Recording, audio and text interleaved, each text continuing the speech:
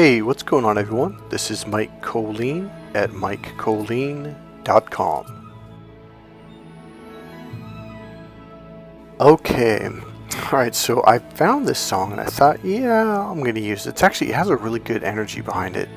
And I'm just going to say it. I'm actually really feeling it right now, to be honest with you.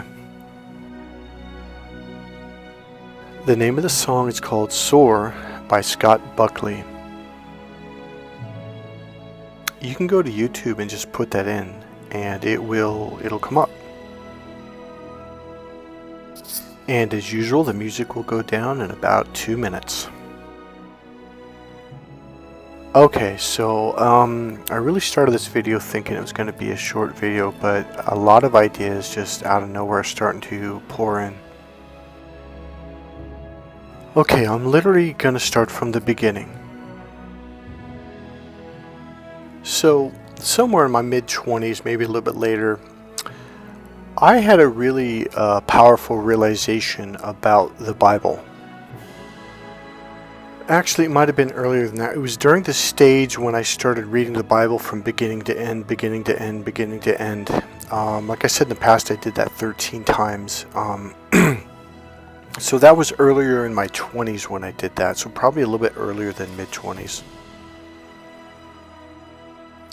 By doing that and also going to church since I was a little kid, going to Bible studies, etc., what happens is your brain begins to amalgamate, and all that means is your right brain begins to put the pieces together like pieces of a puzzle, and I really began to see the bigger picture of what the Bible was trying to get us to understand.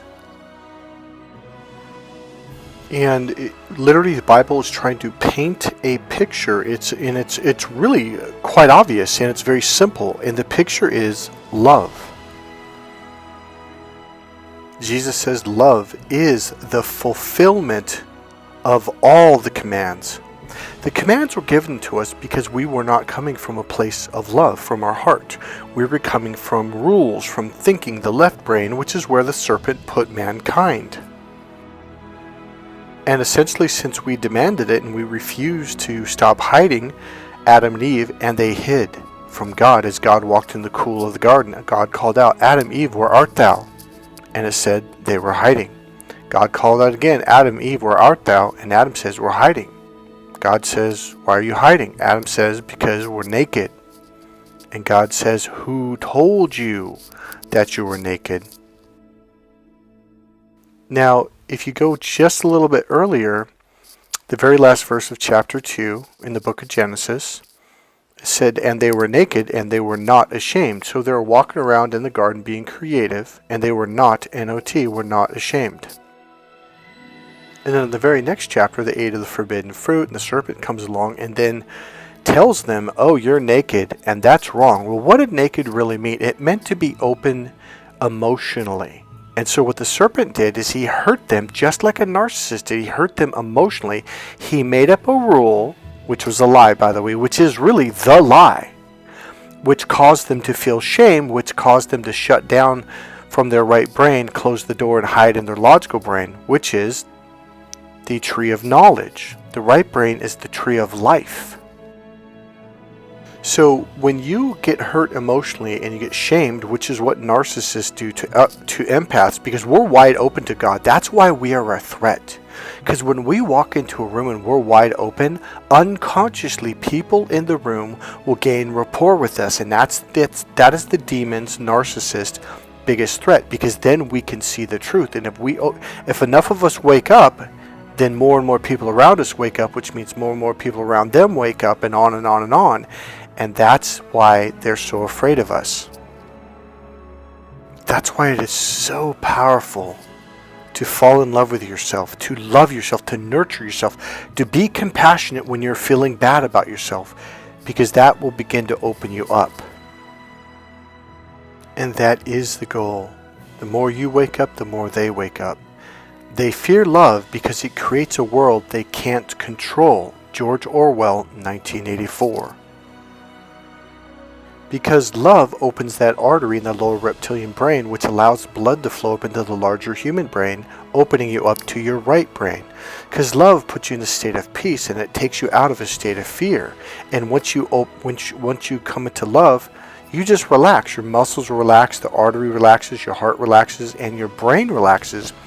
And now oxygen flows through your system, and now you've got plenty of fuel for your right brain, which turns it on.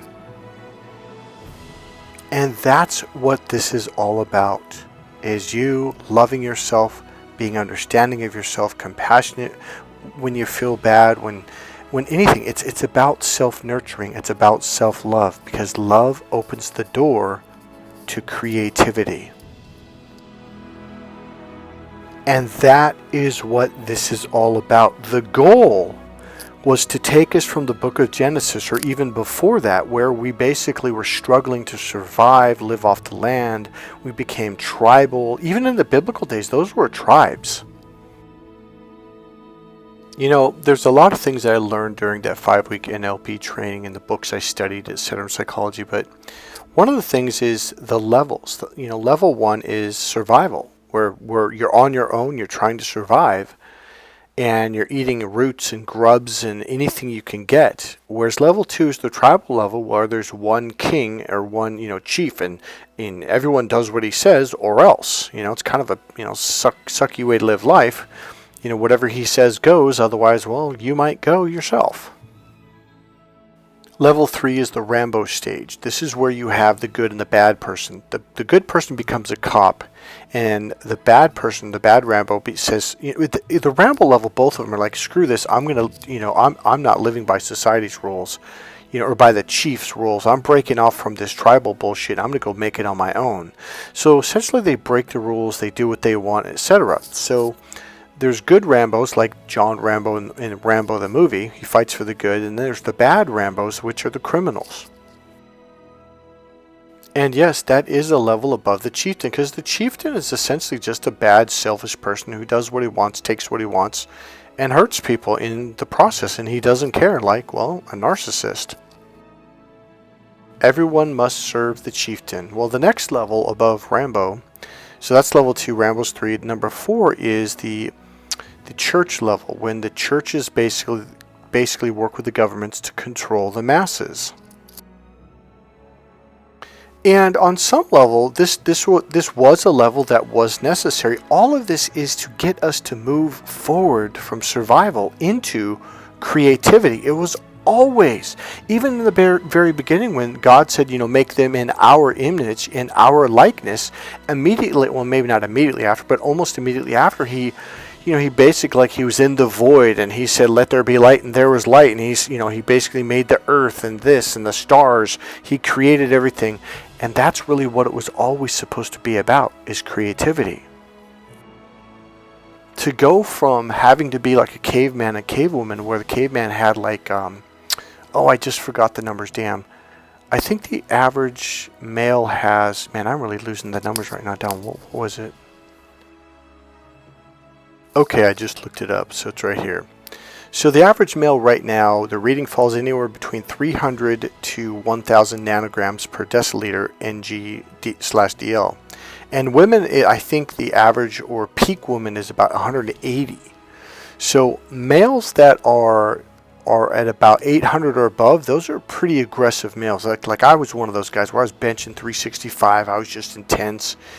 And so now they're saying, I think they raised the limit to where you can get legal injections for testosterone replacement. It used to be like 280 or 250, but they realized that low level can cause cancer. It can cause all kinds of problems. So they're saying they raised it up to, I don't know if it's 300 or 325, but they raised it up. So the point being, 300 would be a very low level, where the average is probably around 700. And then if you go above that to 850 to 1200, well, those are the guys that are really peaking.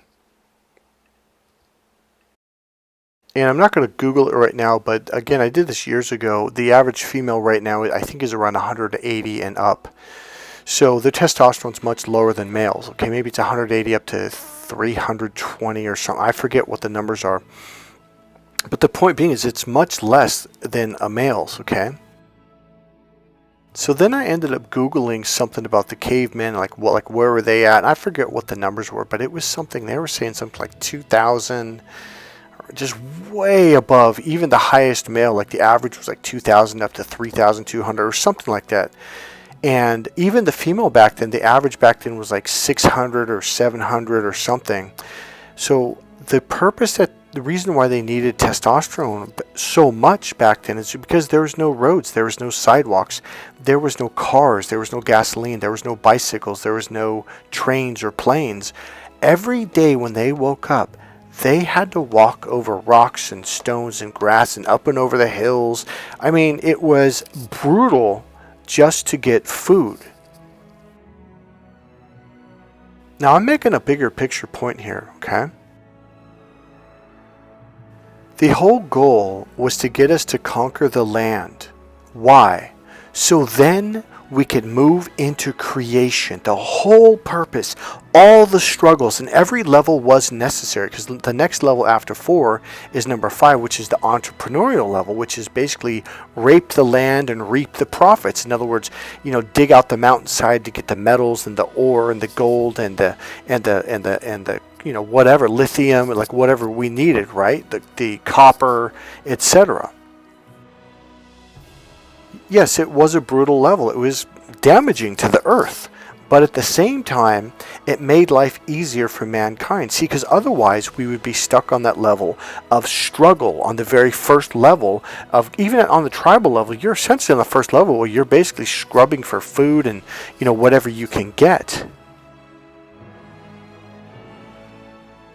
The idea and goal was to get to a point where transportation was easy, because before, transportation took up all of our energy. Just hunting for food every single day burned up a ton of time and a ton of energy, and we didn't have any energy left for the right brain. So essentially, humans weren't very right brain creatures back then. It was a very reptilian and left brain struggle. So as humans began to develop, we began to develop a connection between the left brain and the right brain. We also began now, and then as thousands and tens of thousands or however long it took, the final phase was, there's a couple phases where we had more and more connections, okay? Then the final phase was there was like a sheath that went from all over the top of the brain, your frontal lobes, left and right, and all the way to the back. Now you had neural connections from every point in the brain. So now you had not only information going left to right and lower reptilian brain to left to right brain, it was like a triangle. Now we had the sheath on the top that made all these connections from every point of the brain. Now that's power. And now the human race is racing forward.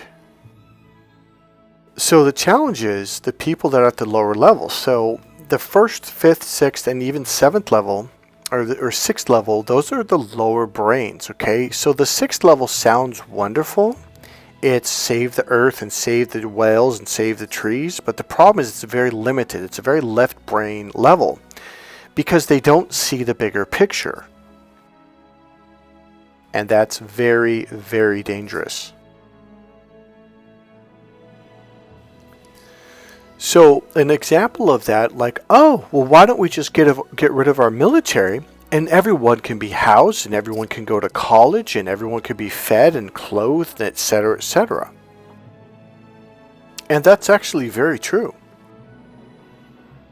The problem is they don't see the problem because they can't see the bigger picture. Yeah, if you do that, then China, Russia, and Mexico will attack America. No doubt about it. And Brazil too, and other countries. And that's the challenge. They're putting everyone's lives at risk because they don't see the bigger picture. And that's what this video is about. It's about and both. Seeing both the logical side and the bigger picture right brain side and putting them together.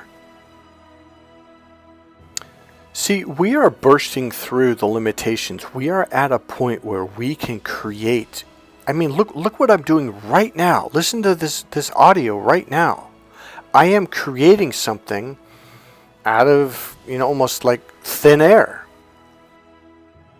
Computers can allow you to create and express yourself And that is what God was talking about, making them in our image, in our likeness, to begin to create. There's a much higher level. There's manifestation, which is beyond computers. But computers are slowly allowing people, machines, mechanics, and all those automobiles and everything, to begin to spend more time on the creative level. We essentially have arrived. We are literally at the doorway of going into this new world. See, being in a loving state, an emotional state of love and comfort and even happiness and joy and all that stuff allows you to open up to the right brain, which then allows you to create. See, this is what it means when he says they fear love because it creates a world they can't control. Because once you wake up, you see through the lies, you see through their games, you see through their bullshit. That's what the Wizard of Oz was all about. Once they went down the yellow brick road, which is your life, which is your journey, lions and tigers and bears, oh my, lions and the witches, and they're trying to scare you, the flying monkeys. Once you see through the bullshit, you're like, oh, it's fake. They get all the way down. See, like the Wicked Witch, Dorothy accidentally spilt water on her, and she goes, I'm melting. She's powerless. And that's the whole point of it. They were never powerful. It was an illusion. They tricked your mind. You have the power, and you always have.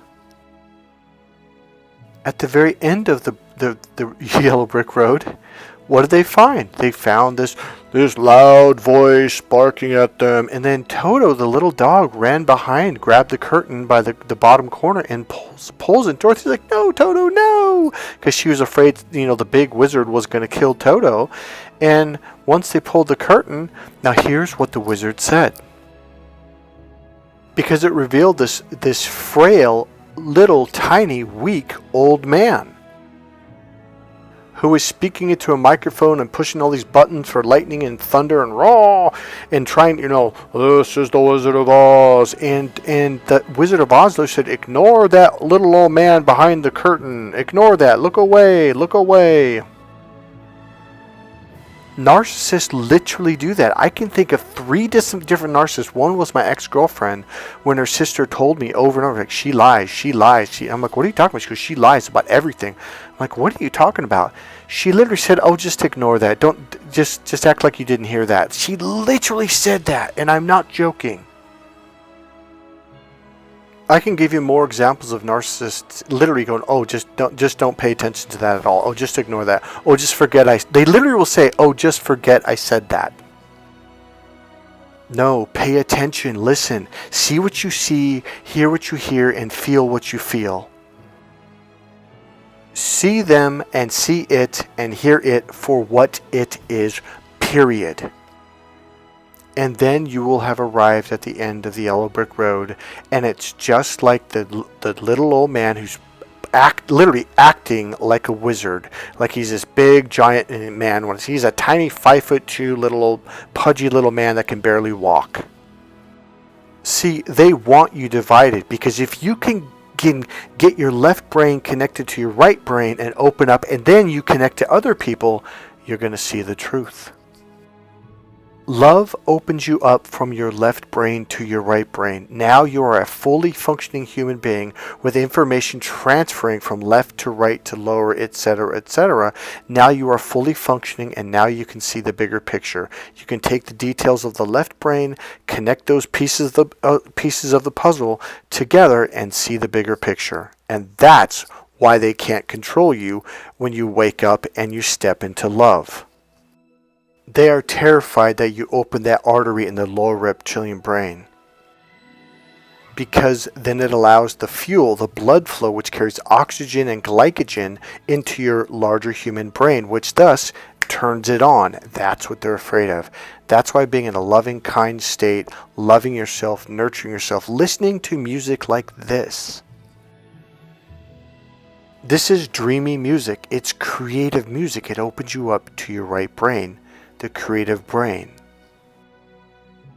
The reason why narcissists use the words like no, not, can't, won't, shan't, I don't believe, things like they say but, those are all negative words. They're minus signs. When you start using the words and both, plus and more, yes, of course, absolutely, allow, allowing, allowed, those are all adding words which take pieces of the puzzle, the details, and connects them to see the bigger picture. And that's what they don't want you to do. All you have to do is pepper into your sentence the word and plus both more. Everywhere you use the word but, replace it with the word and it absolutely fits. When you first start doing it in the beginning, it's a little uncomfortable because you're not usually saying but. Look, just say, you can do this, but it'd be better if you did that. You could literally say you can do this and it would be better to do this. It fits perfectly. I also created a mantra to open you up to your right brain. It is really simple. Write this down. And both, plus and more, yes, yes, yes. And both, plus and more, yes, yes, yes. You do that when you breathe in deep in your nose. And in both, plus and more, yes, yes, yes. And in both, plus and more, yes, yes, yes. And in both, plus and more, yes, yes, yes. And you do it with some intensity, with some power. You do that for about 7+ minutes. I promise you, it will open you up to your right brain. And breathe in every time deep when you have to breathe in again. And in both, plus and more, yes, yes, yes. And in both, plus and more, yes, yes, yes. You do that over and over. You do it on like a power walk where you're walking fast. You can do it at home. You can do it while you're doing the dishes. I promise you, it will shift your emotions into a much more positive state of mind. The secret is breathe in deep. Number 2, do it with intensity. Number 3, you have to do it for at least 5+ minutes. It will shift your state of mind. So they want you divided. They've always done this. They want you divided from left and right. Jesus says in the Bible, I'm going to off the top of my head, I'm not going to look it up because I'm on a roll right now. He says, he and she shall be married one unto each other. And I thought, well, why does he say it like that? He's talking about the male brain, which is the left brain, the he brain. The right brain is the female brain. He and she shall be married one unto each other, which is atonement, which literally means at one. And that is what they are afraid of. Now here's the second part. You look at this image right here. They're using spiritual words that we've been using for hundreds of years. Are entangled particles actually wormholes? Entangled what? Entanglement. How many times have you heard in the spirit world how you get an unhealthy or you get an entanglement with someone else, like a narcissist? You get entangled with a narcissist. Well, what is the entanglement? It's energy. Well, what is energy made of? It's made up of particles, atoms, and electrons. See, these guys can only see it from the left brain because the left brain is the either-or brain. This is why it was so dangerous for people to eat of the forbidden fruit, which is knowledge. Now, don't misunderstand me. Knowledge is good, but when you get stuck in the tree of knowledge, that's when you're screwed. Because the left brain is only the memorization brain. There's no actual thinking going on. You hear these people proudly regurgitate, well, Dr. So-and-so, well, Freud said, and they repeat, Einstein said. That means they don't know anything. They're just repeating something that they memorized because the left brain is the memorization brain. Amalgamation is thinking. Amalgamation is a right brain process. It's when you take different bits of information, you come together, you bring them together into a new thought or a new idea. That is thinking. Our entire societies around the world have been convinced that you study for a test, you memorize all these answers, and then you regurgitate it. You throw it up out of your brain onto a piece of paper, and therefore you get a good grade. We were convinced that memorization and regurgitation was thinking. It is not. Just because you can memorize something does not mean you can think. Just because you can blindly, literally blindly, because you are the blind, memorize stuff for a test and get a good grade on a test and pass it, that does not mean you're smart. But when you can take that memorized information and transfer it over to the right brain and amalgamate it and add it together to come up with a new thought, a new idea, a new realization, that's intelligence. So here's what I'm trying to say. These very left brain scientific people, everything is either or. Well, if the right brain people are saying this, well, that makes me wrong. So it's the whole narcissistic thing all over, either or mentality. Well, that can't be right. It has to be this. And they literally block out and humiliate and belittle anything that isn't left brain. I mean, Neil deGrasse Tyson over the last 3+ years has made an entire career out of belittling the Bible, belittling Christians, belittling anyone who believes outside of the box. Whose box? His box. His left brain understanding of things, his left brain memorization. Why do you have to belittle? Why not try to understand? Well, Michael, that would mean that this scared little old man, the scared Wizard of Oz, Neil deGrasse Tyson, would have to open up to his right brain. He would have to admit, I don't know everything. He would have to start thinking in a different way, which he doesn't want to do. Because sticking to the logical brain, well, that's good enough for him. Memorizing things he's good at. Amalgamating, creativity, yeah, not so much. I talk about Ricky Gervais and how he's made this entire comedy show that he's doing right now about belittling the Bible and Christianity and believing in God, and it's just like why do you care? I don't believe in Santa Claus anymore, but I don't make a career out of it. I don't walk up to people, usually 2, 3, 4, 5, 6-year-old children, and belittle them and laugh at them and humiliate them in front of people and say, what, you're an idiot. That's not logical. You believe that Santa Claus, he gets on a snowmobile or a sled and he gets pulled around the world by reindeer in one night. He puts Christmas presents in every single children's home who was naughty or nice? It's a fallacy. It's a joke. What are you, stupid? Why do these grown men have to humiliate these people? Why do they have to belittle their beliefs? What are they afraid of? There we go. What is a narcissist's greatest fear in the entire universe?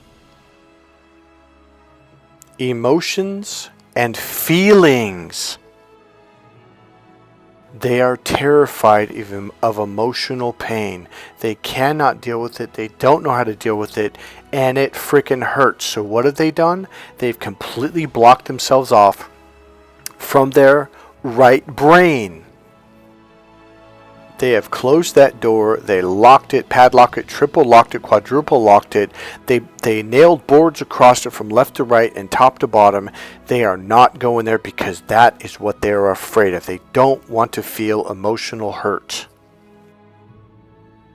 And because of that, they have never developed the left to right brain connection. That literally takes work, exercise, and doing creative things throughout your life, such as artwork, music, singing, etc., etc.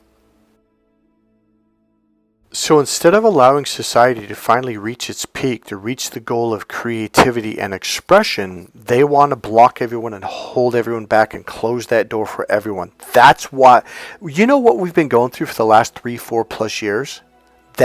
They've been trying to shut everyone down. That's why life has been so chaotic and dark. That's why you felt dark. You literally, see, it's not just if you dealt with a narcissist, but they're doing it through the television. They're doing it through the arguments on Facebook, on social media, the yelling and the screaming and the intimidation and threats and the, oh my God, the world's coming to an end. All that stuff's goal is to put you in a state of fear, which puts you in a state of darkness. That's why you were going through that over the last 5 years. Because these little old men are terrified to open up to the feelings. These guys are outdated. They're dinosaurs. So then I had this kind of conversation on Facebook with this guy, he's a younger guy than me, and he's like, oh, I don't believe in this church stuff, and I don't believe in God, and I think that's hokey. And he goes, oh yeah, so you're going to tell me there's just some black man up there with a white beard, an old, man with a big belly, and who used to be a white man. So this is essentially the people who never read the Bible, who don't understand the Bible, who are saying, oh well, so you believe that God is Santa Claus, a white old man with a white beard, and now it's a black man instead of a white man, with a big belly. Like, I'm like, where did this Santa Claus thing come from? I've never heard a Christian call God Santa Claus or say, well, he looks like Santa Claus. But believe it or not, this guy actually was very open-minded when I talked to him. He said, no, you got to understand. He said, a lot of that stuff isn't true and blah, blah, blah. And I forget how he said it, but I said, no, you're actually right. A lot of the translations of the Bible were not translated correctly. They were purposely mistranslated. And because of that, you're right. And I said, you are right. Church was used to shame people and to control people. That was the whole purpose. The two little horns, one represents the government and the other one represents the church. And then it says, together they control the masses. That's level 4. We as humans needed a form of structure to work together. It was a horrible stage. They obviously abused it, but it was a necessary stage to get to level 5. That was another horrible stage. It was better than level 4, but it was rape the land, reap the profits, and who cares what we destroy. But it helped to build the land, to build the roads, the highways, the phones, the telephone system, and on, the railways. But we are now entering an era where we're opening up to the right brain. And that's what's happening. That's what the battle we've been going through for the last 5+ years. They're trying to hold us back, and we're saying, screw that. We're sick and tired of waiting. We're sick and tired of the control. We want to be free. So I'm explaining all this to this young man, and he's like, yeah, that actually makes a lot more sense. I go, yeah. I go, so believe it or not, but he is actually a part of the world saying we're sick and tired of being shamed and blamed and humiliated and all this narcissistic tactics. But the problem is he thinks it's all left brain, screw the right brain, and that's where we lose a lot of, communication. So I'd explain to him, you can't, you're looking through the microscope going, I don't see God. I go, you can't look through the microscope, which is your left brain, because it's a very detailed, small, focused thing. You have to use a telescope, which is your right brain, because you're trying to see the stars and the moon and the larger part of space. I go, you can't see the stars or space through a microscope. You're using the wrong device. The right brain is the device you use to connect with God. And he's like, oh, okay. Remember, they want you divided. They don't want you to be left and right brain. They want you to be either left or right brain, because then you can't make the connections. I remember way back when I was about 20 years old, maybe even 19, Pastor Rex, walked up on the pulpit, and he was talking about this scientific study. So they knew about atoms and electrons and, things on that level. But then they got a much more powerful microscope where they began to see particles, which is a much, much smaller level. And what they do whenever they discover something new is they test it and they test it and they test it and they test it like hundreds, thousands of times. And they have multiple different doctors or whatever do these tests, on different parts of the planet, even in the same lab, because they want to see what's going on. Well, here's what ended up happening with multiple of these scientists doing these tests over and over and over and over and over. They got really bored. And their minds began to wander as they normally do when you do the same test over and over. So what they do, they would ping, like they used to ping like atoms against atoms or electrons or whatever. Well, what they did was they started to ping particles against particles. So they ping this one particle a certain rate of speed, certain distance, and certain angle to hit the other one to see what would happen, because they have to write down, okay, because they're trying to see like, well, how does this thing function? If it does something over and over, okay, we know that's one of its functions. So this one scientist, it wasn't just one, it was actually more scientists, and it was in different labs around the world. This was not the only one, but there's many of them that came with this, had the same experience, and it really, really freaked them out. So what happened was, as he was doing this, he was just kind of like, his mind began to wander, and he just started to think like, what would happen if I pinged it at the same speed, the same angle, at the same size particle, but it went the other way instead of that way, as it's been doing over and over and over and over again.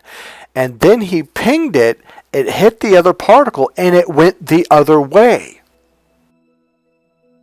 And he's like, oh, well, I must have done something wrong. So he did it again, and it went back to normal. And then his mind thought, God, what if it did go the other way? And ping, it went the other way. And he goes, the calibration must be off on this. I got to reset the calibration. So he resets the calibration, goes back to it again. Okay, everything's normal. He's, well, that was really weird that it went the other way. And then boom, it went the other way again. And they're going, wait, what's going on here? Are my thoughts affecting these particles? So then he said, well, what if it actually goes in the opposite way of both of those? And then it did.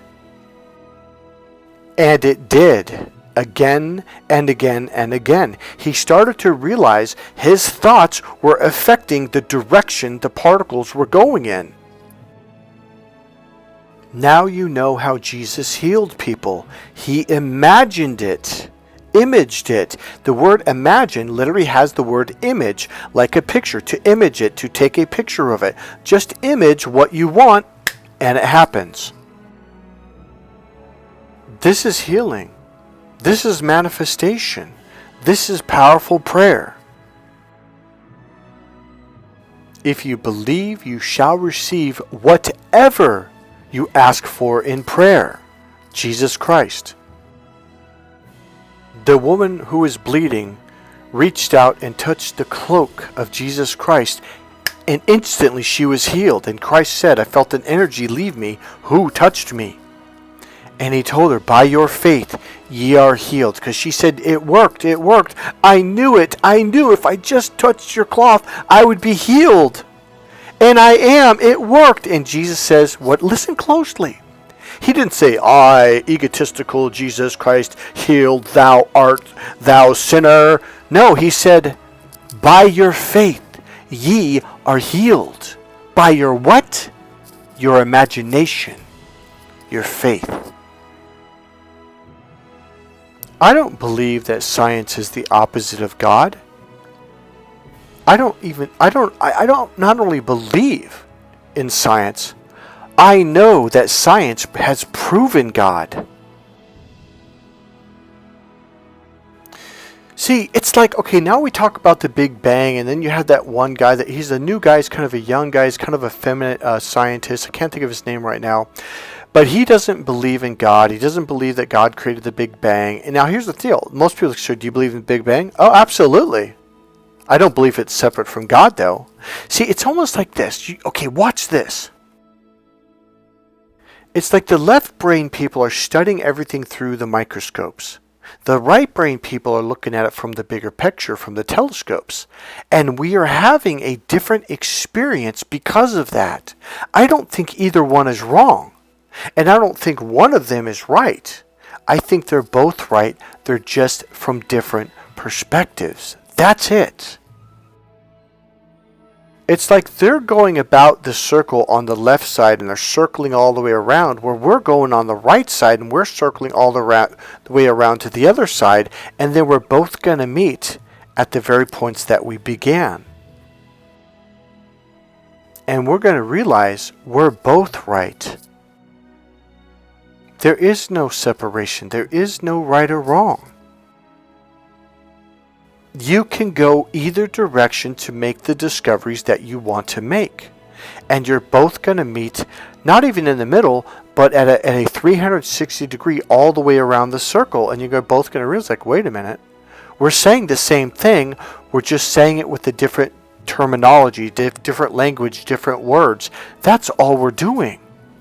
And we're seeing it, hearing it, and experiencing it from the opposite way, the opposite side, the opposite direction. Again, that doesn't mean it's right or wrong. It means they're both right and they both prove each other. The challenge with people that are very left brain is they don't want to open up to the right brain because they're afraid of getting hurt emotionally. And they're also afraid that they're going to be wrong if they even consider looking at it from the other perspective. You're not wrong. Imagine if we could create a safe, emotionally safe environment for these people to experience the world through the right brain, to see the bigger picture of everything that they've studied, to see the pieces of the puzzles put together to where they realize what the bigger picture is. You would see people in absolute astonishment. You know why Ricky Gervais is afraid to just admit that there's a God, or even open up to the possibility, and why Neil deGrasse Tyson is the same way, is because they're afraid of letting go of control. They're scared. Life is a scary and can be a scary place, especially if you're stuck in fear. And they think if I control, that's someone who's coming from a place of fear. It's like, for a grown man to go around telling people that I don't believe in this and making a living out of it, putting it into their career, you've got a problem. So let me get this straight. So you don't believe in God, but this is what you talk about 24/7, 365 days a year. Like, this just consumes your life. Yeah, something's wrong there, and it's called fear. I mean, if you have to literally work so hard to say, I'm right and you're wrong, that's because you're afraid of being wrong. You're afraid of letting go. Letting go of control would mean maybe you're not right.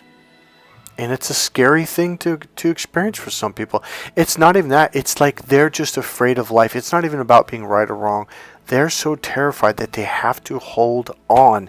This is the way it is. This is the way it is. And these are the people that keep the human race from advancing. I get it. You're scared. But I'm not. I'm jumping. I'm jumping into the future. I am so sick and tired of waiting and waiting. I'm done waiting. I'm going. I'm jumping into the future. It's time for the human race to move forward to the next level. You know what it's time for you guys to do as well? It is time to embrace your spirituality. It is time for you to live fully in your spirit, in your spirituality, in who you are. Some of you are clairvoyant. Some of you are empaths. Some of you are healers. Some of you are just really spiritual beings. It is time for you to fully embrace that and live that. Period. End of sentence. And remember, the people that are knocking you or talking bad about spirituality or energy healing or anything, they're just afraid. They're terrified of opening up to this new way of being. You're not.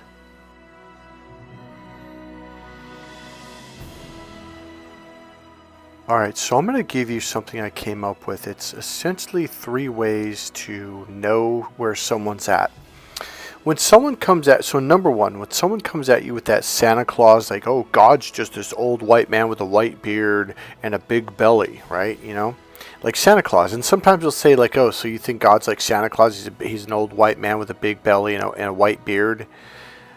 They have never read the Bible. They have never really looked. They probably have never read it. And so that's someone you're just like, well, this isn't.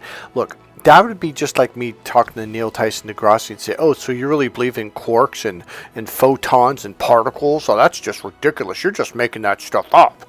That would mean I'm very uneducated on the subject, just like they, when they call God, you know, a Santa Claus with a white beard and a big belly. That's just saying like they haven't read the Bible.